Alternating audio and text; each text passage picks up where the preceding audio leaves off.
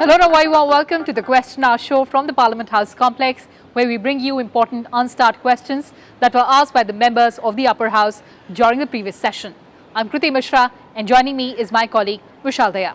Well, thank you so much, Kriti. So let's take our viewers through some important questions here in this edition of Question Hour. And the first question has been asked by member Shamsher Singh Manhas, and this one is addressed to the Ministry of Home Affairs, wherein the member wants to know whether it is a fact that sufficient facilities of cyber forensic training labs are not available in the country. In the response, the government says that states and union territories are primarily responsible for setting up facilities or labs for cyber forensic training.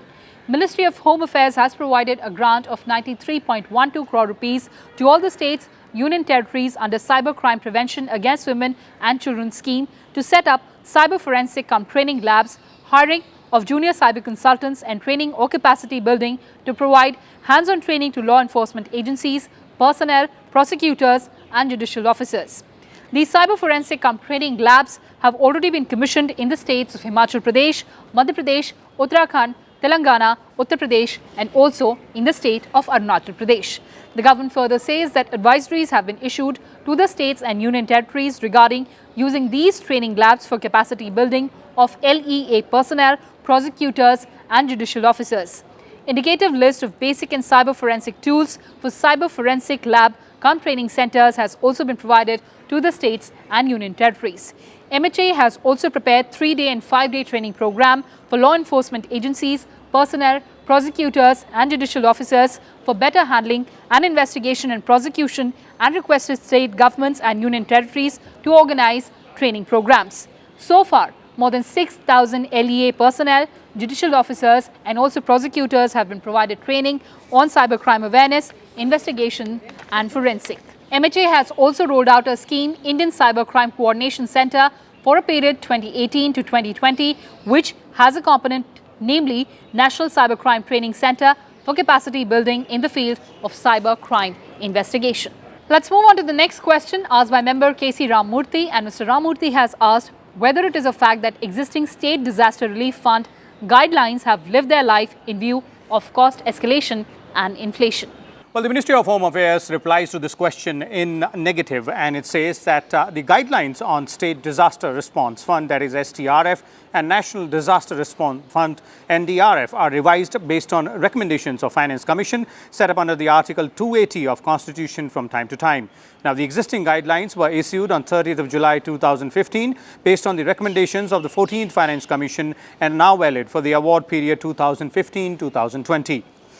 The matter of revision of a list of items and norms of assistance from SDRF and NDRF was considered in consultation with all the state governments, including Karnataka and central ministries. It was concluded that since revision of the list of items and norms of assistance under SDRF and NDRF is undertaken normally after the award of successive finance commissions, and that taking into account various factors, including price rise, Government of India had revised list of items and norms of assistance on 8th of April 2015. No further revision in items and norms of SDRF and NDRF is required till the receipt of 15th Finance Commission's report.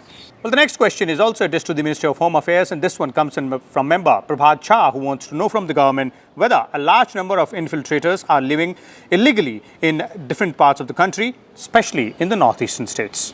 In the response, the government says that since illegal immigrants enter into the country without valid travel documents in clandestine and superstitious manner, accurate data regarding number of such migrants living in the country is not available with the government.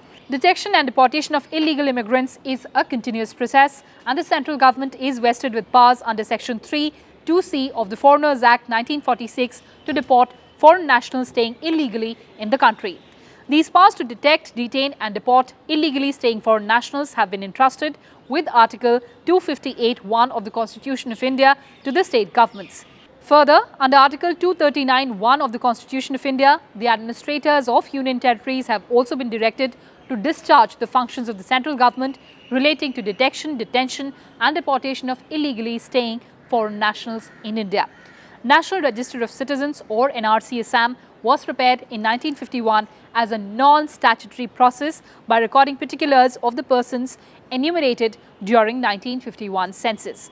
The exercise to update NRC 1951 is being conducted under special provisions in respect of State of Assam under the Citizenship Act 1955 and the Citizenship, Registration of Citizens and Issue of National Identity Cards Rules 2003. Let's move on to the next question that has been posed to the Ministry of Communications, and this one has been asked by member Sarojini Hembram. And Mrs. Hembram has asked about the number of post offices which have been provided online transactions and core banking facilities during the last 3 years. Well, the Ministry of Communications in its response says that a total of 1,52,846 post offices have been provided with online transaction facilities, and out of these, core banking facilities are there in 23,685 departmental post offices.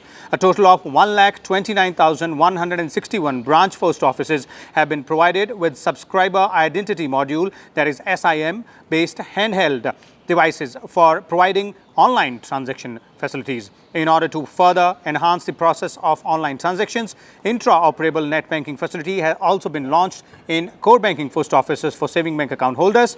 With this facility, a post office saving bank account holder of a core banking post office is able to view balances, view transaction details, open new recurring deposit, time deposit accounts, close RD or TD accounts, make PPF deposits, can also transfer fund to another post office savings account and lodge stop check requests, etc. as additional facilities.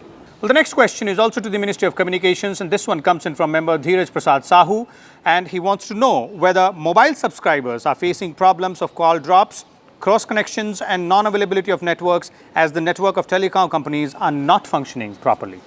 In the response, the government says that call drop in a mobile network can happen due to many reasons, including characteristics of radio propagation for wireless communications, non-availability of sites due to acquisition problems, sealing of sites by local authorities due to fear of electromagnetic fields from mobile radiation. Therefore, the occurrence of call drops is found to be common in mobile networks across the world with varying degree of occurrences. Telecom service providers in India are required to ensure that call drop rate in mobile network remain within the benchmarks laid down by the Telecom Regulatory Authority of India. TRAI has issued the standards for quality of service for basic wireless and cellular mobile telephone services, Regulations 2017, effective from 1st of October 2017.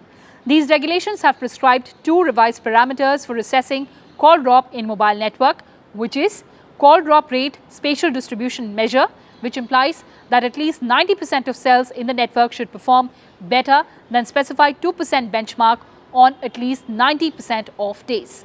Similarly, another new parameter, which is called the call drop temporal distribution measure, will give confidence that on at least 90% of days, network performed better than specified 3% benchmark for at least 97% of the cells. Revised approach for assessing call drop rate gives better insight into network performance of service providers and helps to highlight the specific areas and specific days when network performance was excellent, good or poor. The performance on these parameters is monitored quarterly through performance monitoring reports submitted by service providers for the service area as a whole. Let's move on to the next question asked by member PL Punya, which pertains to the Ministry of Ayurveda, Yoga, Naturopathy, Unani and Siddha.